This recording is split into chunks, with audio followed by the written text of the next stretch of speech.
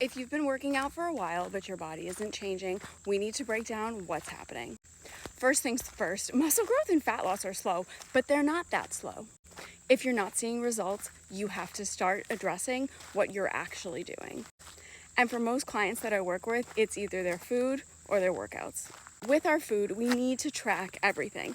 The more petite you are, the more important it will be to literally be as exact as possible. Now, not everyone needs to be weighing grapes or counting almonds, but if you are hyper-focused on results, you say things aren't changing, your food diary needs to be a very accurate representation of your consumption.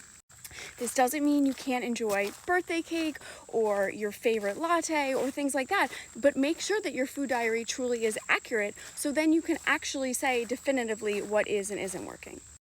The second piece is your workouts. I see this a lot, that we are spending too much time warming up or too much time literally not reaching our potential. If your coach gives you 3 sets, that means 3 working sets. That means 3 sets which you're practically, literally almost failing for your last 2 reps. Is that true for all of your workouts? Because often what I see, it's not.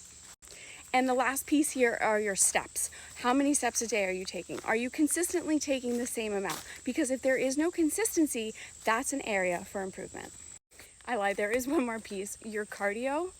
If you are constantly overdoing cardio or using cardio as a tool or a way to manage the scale, you need to take a step back and be super realistic about what you're hoping to achieve.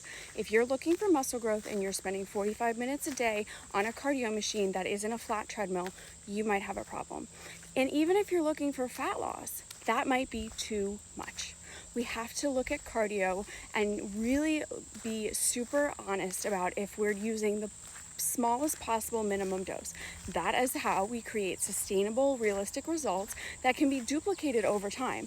Because usually what I see is that we're doing crazy amounts now, which would mean we would have to do crazy, even more amounts in the future for the same result. That is not sustainable, nor is it helpful or realistic for most people. Who has the time? Okay, now this is really the last piece, is your stress and your sleep. If you're not sleeping, if you're super stressed, if your cortisol is constantly all over the place, if you have crazy food cravings, you will see results more slowly. We see this time and time again in medical research studies. Lack of sleep directly correlates to poor outcomes, but also poor metabolic health. You need to prioritize your sleep. You don't need to be sleeping for 10 plus hours, but for the sleep you do get, it needs to be really high quality, and you have to reduce the extra stress in your life where possible, right? I understand we don't all have full control over things like that, but where you can make changes, do it. You'll be happy you did. And follow for more.